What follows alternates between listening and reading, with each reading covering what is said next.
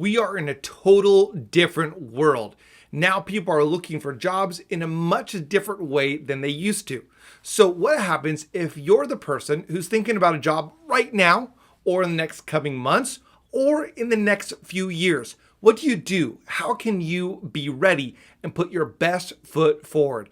Today, we're checking out the solution to this question with AJ Mizes. Welcome to Advance with Mike Acker, the podcast designed to help entrepreneurs, business leaders, and professionals alike break through barriers by improving their practical leadership skills and increasing confidence in speaking.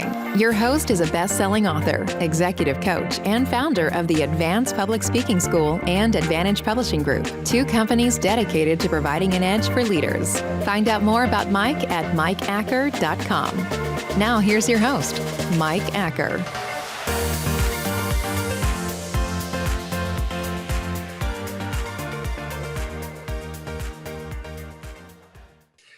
Sometimes you meet someone and you just think, I got to get connected to this person. So today, that's who I'm talking with. This is AJ Mizes. And just a little bit about AJ. He's a talent and human potential aficionado with over a decade in career coaching and human resources, which is so needed during a time where human resources don't know what to do. And they're struggling with this whole virtual world. And a lot of people are looking for jobs remotely and not sure how to put their best foot forward. So he takes his ability, his expertise, and he helps people find their place. He works with them one-on-one. He does online coaching. He does leadership development, executive coaching, you name it, he's doing it. I'm super excited to have him here. Not only is that interesting, but his past is interesting. He's got some great degrees, but what I thought was interesting was his tenure for many years at Facebook, back when it was a small startup. So let's get into a conversation with AJ and hear today a little bit about how we can put our best foot forward in this economy and how we can really realize our potential. AJ, welcome to the show. Mike, thanks for having me. So great to be with you. Absolutely. Absolutely. This is a fun little connection we have. Someone on your team reached out to me. And the moment I just checked out your website, I thought this is going to be an interesting conversation. Tell us a little bit where we can find you at the beginning. We'll talk about it at the end. It's also going to be in the show notes. Yeah, absolutely. So you can reach me at thehumanreach.com. That's my company. And I started last summer after I left Facebook. And we're a Human Potential Institute helping people really live to their potential through executive coaching, team development, and career strategy. Love it. So one of the things that's going to come up to people right away is, why would you leave Facebook in summer before the Apple Facebook war even started? Why would you leave when everything's going well? Super secure, good spot, been there for a while. So tell us a little bit about your time at Facebook. I thought it was an interesting journey. And then we'll get into a little bit of what I think will be really helpful for the audience.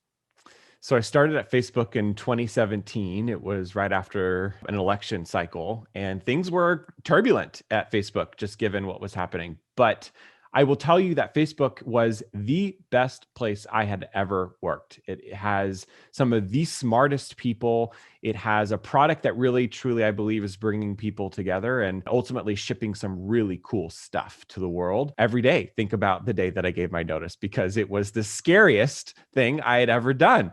And I'd worked at Facebook for almost 4 years as a senior HR leader, supporting a group of 3,000 people, built a team on fast track to, climb the ladder there. But in about 2019, March of 2019 or October 2019, I started to get this itch to build my own company and to have an impact outside of Facebook. And I was at a point in my life where I had to make a decision. Did I want to stay in the corporate world and continue growing on that ladder? Or did I want to continue pursuing a dream that I had always had of running my own company? And I didn't have any kids, don't really have a lot of things tying me down. So I took a risk and started the Human Reach in October of 2020. And it's been a huge roller coaster ride. But I think where I find my joy, and if I'm playing to my strengths, it's coaching. And one of the cool things about how the HR role at Facebook is situated is that about 80% of the job at Facebook as an HR professional is coaching. And so I was lucky enough to work in a role where I was doing it 80% of the time, but I was like, how do I increase that to 100% of what I do? And that was by the way of starting my own business. And here we are, 4 or 5 months later, and doing the thing. And it's been a wild ride. It's such an interesting aspect because you and I have been doing the same type of work. We were both in corporate world, and I was at a large Fortune 500 company doing consultative sales. I worked as executive for a short period of time before that. I've been in nonprofit before that. And then all of those more secure roles launching out during the summer of 2020 into the unknown, and then just seeing sometimes where it goes. And so I've talked about this a little bit, even with the audience. If you have this desire to go out, what do you do? How do you go about doing that? But a lot of people, they're not looking to get out. They're just looking to improve their skills in the industry they're in, or maybe moving over to a different position. Even as you were just talking about there afterwards, I'll bring up 3 different people and maybe make some introductions of people that I think you could really help in this whole career switch. But let's talk about what would really be helpful for this audience on the podcast on YouTube. So what's something that you think is a pattern? What's a pattern that you're noticing with all of the clients that you're working with in today's economy, in today's job world? Things called self-limiting beliefs. And we know this in the coaching world, right? Where we create stories about what we think is possible for ourselves, for our family, for our friends, for our job, whatever it may be. And so something that I think has just been magnified as a result of where we are given the pandemic and the economy and things like that is an increase in self-limiting beliefs, which in and of itself, self-limiting beliefs are hard, and they're hard to work through. They're hard to recognize. And so when you add on a pandemic, when you add on what's happening in the economy, when you add on some of the other things that are happening in the world, those stories start to get a little bit stronger and even increase in quantity. And so one of the things that I'm working a lot with my private clients on is identifying when people are saying, oh, I can't do that, or I wouldn't be qualified for this, or I shouldn't even go after that because I don't have a college degree, is really asking, do you know with 100% certainty that that's true? And 9.999 times out of 10, it's no, I don't know that with 100% certainty. Actually, it's a story that I've created in my head, or, I heard a story about blah, blah, blah, blah, blah. And so therefore I'm applying that to myself. And what we know in the world right now is that at any point in time, about 70% of the world is job searching. And so if you were to look at that, about how competitive it is, you have to break through some of those self-limiting beliefs that you have. And I've worked with people who have transitioned from, being in nonprofits to the for-profit world, or in a sales role into HR, or, sales role into an account management role. It is possible for you to change and do more of the things that bring you joy and have your feet tingle when you wake up in the morning. But you just have to look at what I call your experiences versus your experience. And so a lot of people will tie what they can, move on to next based on their experience. But what I say is, okay, let's dig into that experience and let's talk about the stories of what you've accomplished. And then let's look at the parallels between those experiences, those stories, and what you're looking to do. And I guarantee there's some synergy there. Yeah, absolutely. I see this again and again, just in terms of communication as well, where people have this idea that they just can't, that they're just not a good speaker. Recently, in the small group that I was doing with a group of professionals, similarly, you have this small group that meets every week, and you're walking through career coaching and walking through some areas. I was walking through this with a group of professionals wanting to get better. So they all brought in a 5-minute speech, and they all gave it. And then afterwards, every single one said, I was so nervous. And then I asked the rest of the group, what did you see? It was amazing that what was in their mind, the story of everybody saw how nervous I was. Everybody thought I was not that powerful. Everybody, that negative story, that limiting belief, others said an opposite. And being able to see with a coach the truth from the outsider's view is so helpful, because often the truth that we think is not really a truth. Yeah, it's just absolutely. That limiting belief. Yep, totally. Absolutely. 100% agree with that. Do you see that there's a lot of angst in a lot of people who you're talking to, or is there more of excitement? What would you say is the emotional atmosphere of a lot of the people you're talking to? Angst for sure. I think angst and nervous. And typically what leads to those feelings is feeling unprepared or feeling like you're not worthy or feeling like it's not for you. And so your brain starts to engage that fight or flight response that we all have in us. And so we start to retract, or we start to go into a place of safety. And so a lot of the talks or the coaching that that we have either in the group sessions or privately is this something that's going to kill you? Mhm.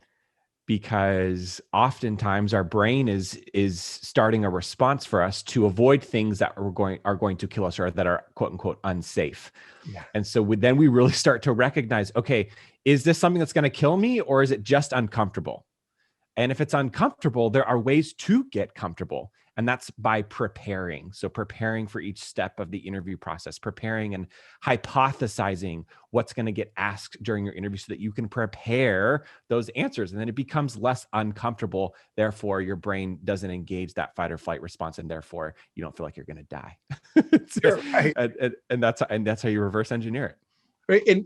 And really, when people think about it, if you go to apply that for that position, you submit your resume, you write the cover letter, you do that interview. What's the worst that could happen? What's the worst that could happen is that you don't get the job and that you so-called waste some time, but you actually don't waste time, because in the development of the ideas that you submit to that cover letter. Years ago, I applied for the CIA and I was woefully unqualified. I was like fresh out of college and I applied for this like role that was way beyond me. Amazing. Yeah, it was amazing. It was great.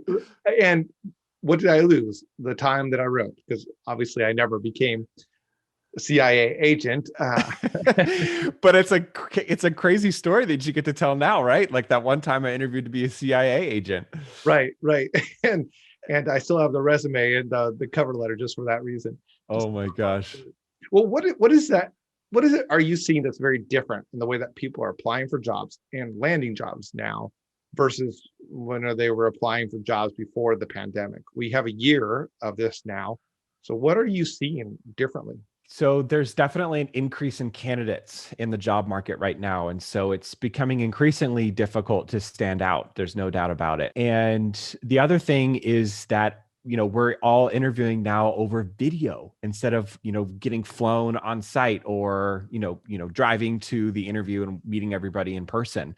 So those two things really introduce a couple of things in terms of job search and the process and things that you have to overcome. In terms of job market and the increase in candidates, the first thing that I recommend and that I talk to our students about is being a big fish in a small pond. And what I mean by that is accessing the hidden job market.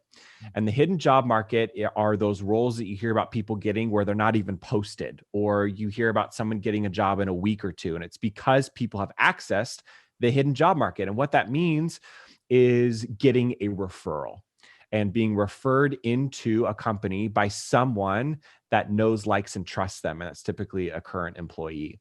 And so I teach a method called the side door job application method, which is how to get a referral, how to have those conversations that are really, really meaningful so that you get a referral and you get into a company through the side door versus through the application where everybody typically goes. And then for the second, which is, making sure, oh gosh, I totally just forgot my second thing. Well, let me just take a moment on that side door, right? Yeah.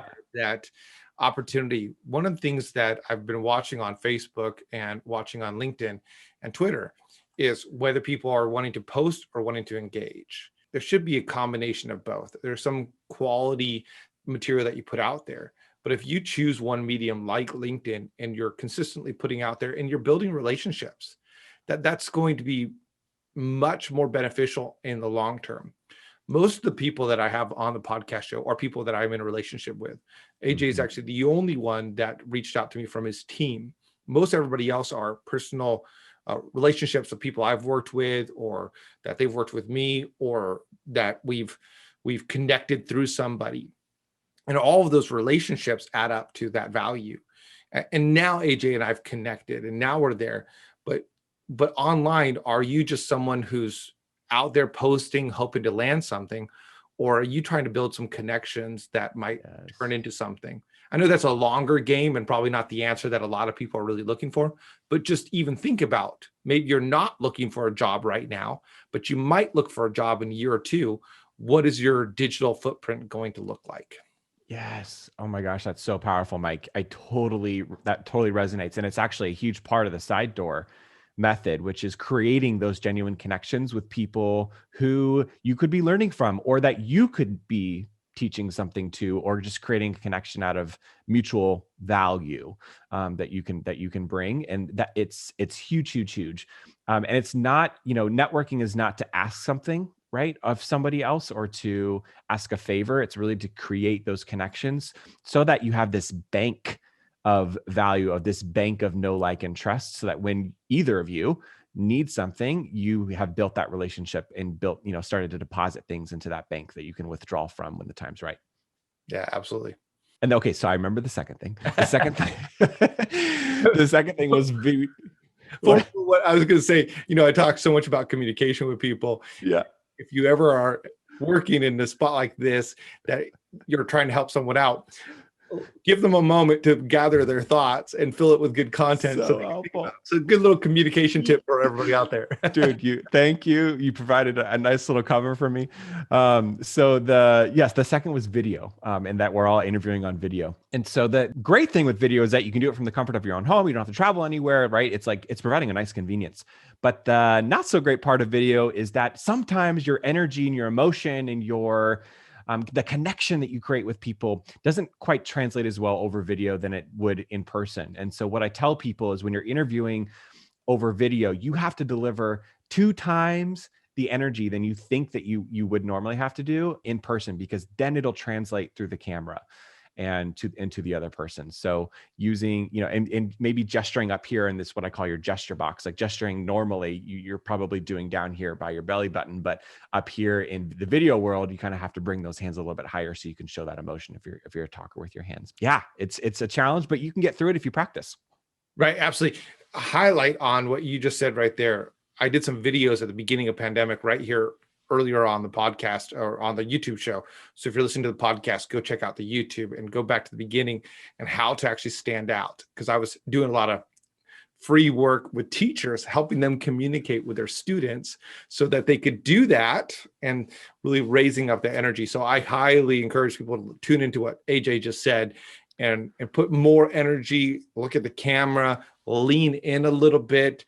You might feel weird, but it's not going to come across weird to anybody you're talking to.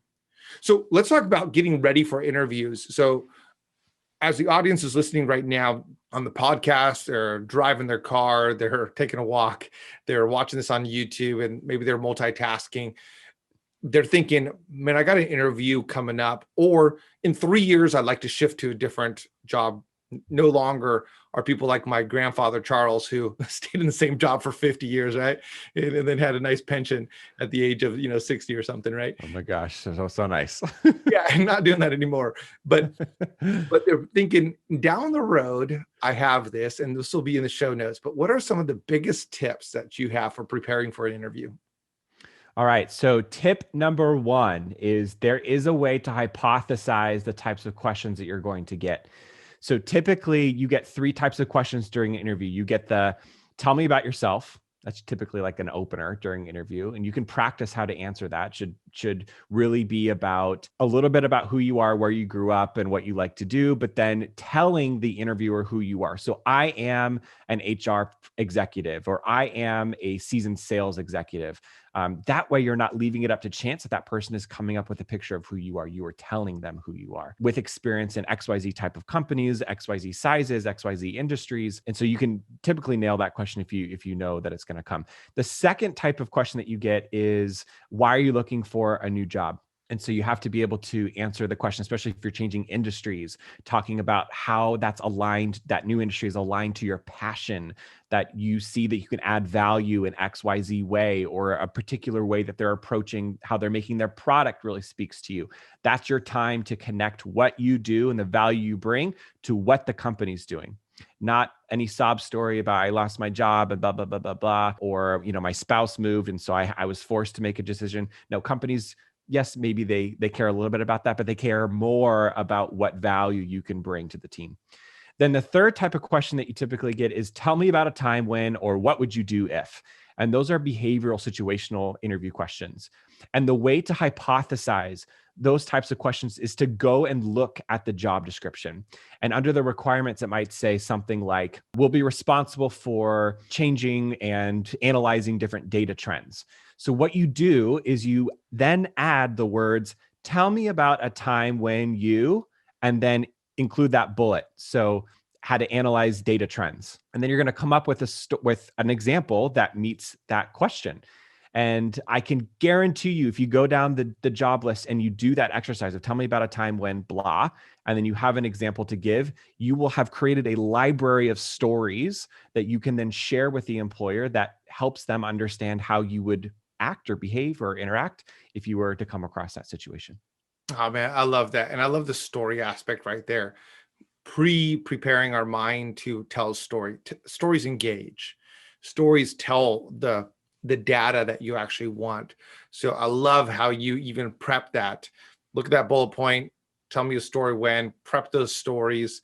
And just as a storyteller, jump into the story versus setting it up and spending a lot of time. What I mean by that is some people do this. You asked me, tell me a story about the time that you helped a client. I said, well, one time, let me think about that. And there's a setup right there, the on-ramp. And just get on the highway. Don't worry about this long, prolonged on-ramp. Just go in and jump into the story. Yes. This is very helpful, AJ. I love what you're talking about right here. And I know a lot of people are looking at career changes. I know a lot of people are preparing for interviews. Sometimes I do the communication piece of that, not really the communication or the career aspect, the career searching like you do.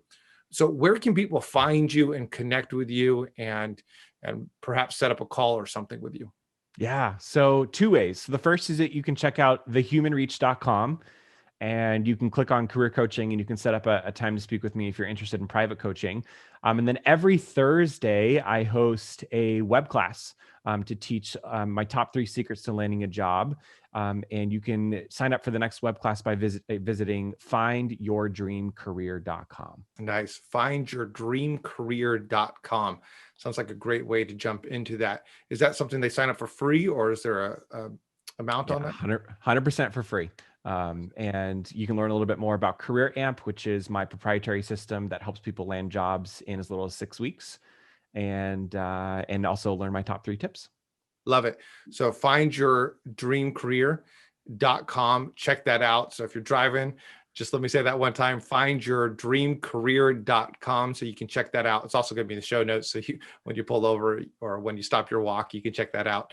Or if you're on YouTube right now, just click on the link. And so you can check that out, find that class, look through whether it's 5 years down the road or 5 weeks, or right now you're in desperate need of a job. Check that out. We want to be able to help you and really to advance your own career and your goals and your dreams. Hey, AJ, thank you so much for being on the show today. I really appreciate it. Mike, thanks for having me. It's been a pleasure. It's been super fun. Absolutely. Absolutely.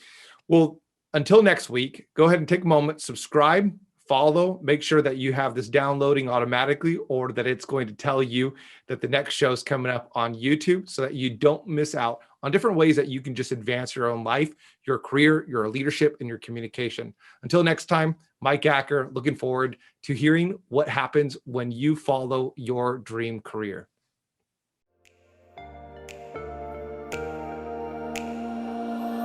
Thanks for listening to Advance with Mike Acker, a podcast designed to provide an edge for leaders through improving practical leadership skills and increasing confidence in speaking. Mike is a best-selling author and business owner who has helped many leaders increase their skills and their confidence, propelling them to new heights in their personal and professional endeavors. Join an incredible group of professionals taking the steps to become better leaders at connect.stepstoadvance.com. Don't forget to rate, review, and subscribe so you never miss an episode.